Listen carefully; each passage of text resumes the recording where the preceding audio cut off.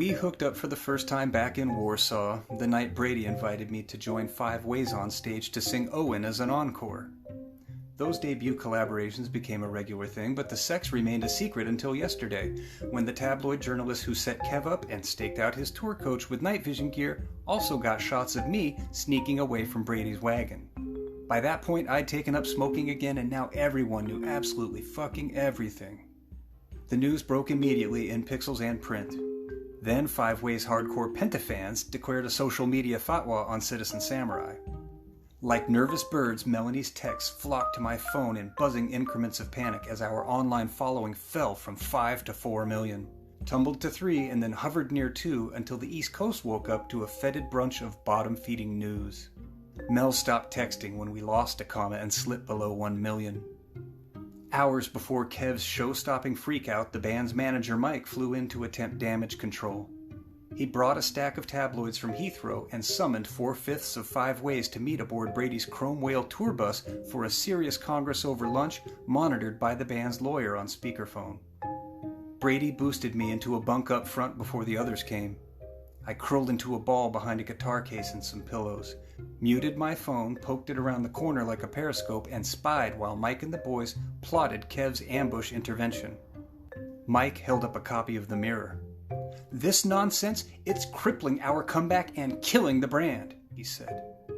He slapped the newspapers down in front of Brady. "Your girl's at home with a baby on the way, and you're shacking up with your supporting act? And you 3, where the fuck were you Muppets while our Kev was turning into Tony Montana?" I pinched and spread to zoom in on Mike's face as he outlined the band's plan of attack.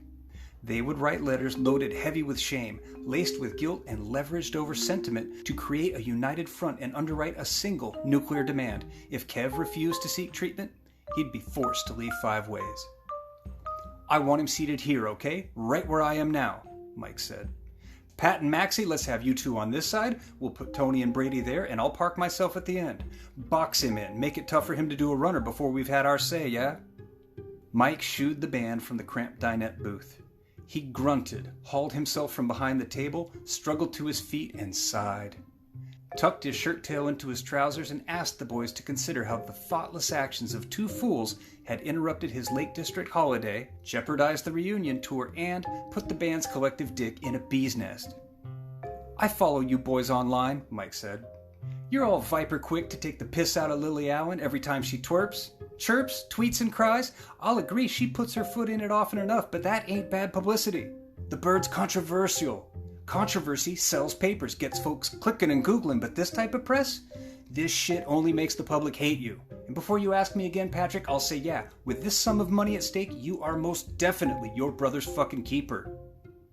Everyone agreed to return to Brady's coach with letters in hand to confront Kev over a catered dinner at 6.